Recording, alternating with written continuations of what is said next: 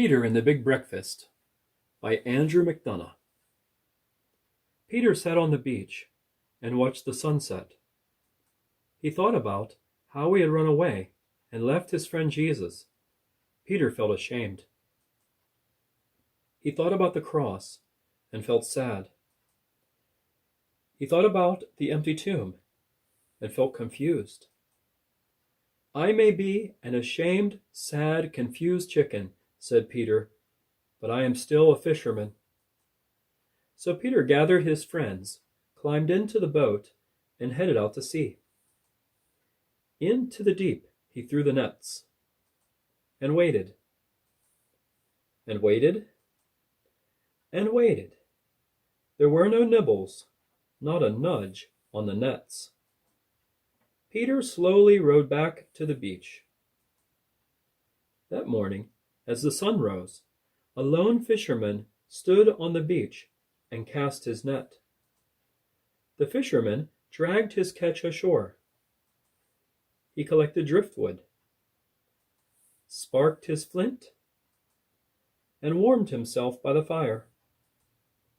He cleaned the fish and cooked his catch.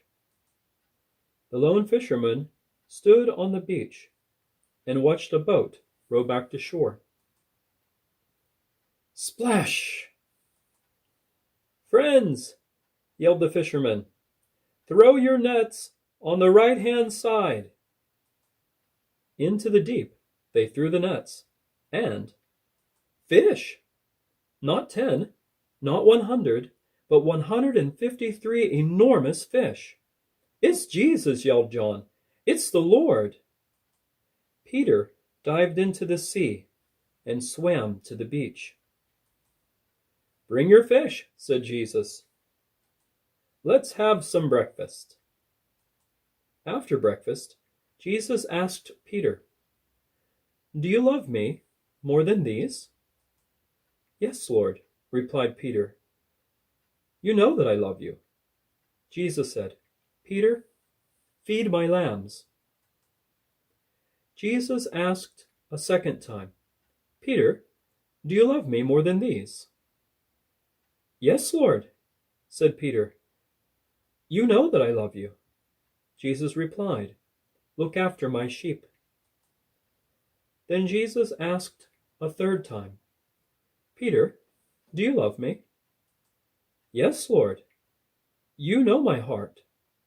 You know that I love you." "Peter," said Jesus, "feed my sheep." When you were young, you'd get all dressed up and go where you pleased. But when you get old, someone else will dress you up and drag you where you don't want to go. Follow me. "But Jesus," said Peter, "what about John?" "Don't worry about John, Peter, my friend.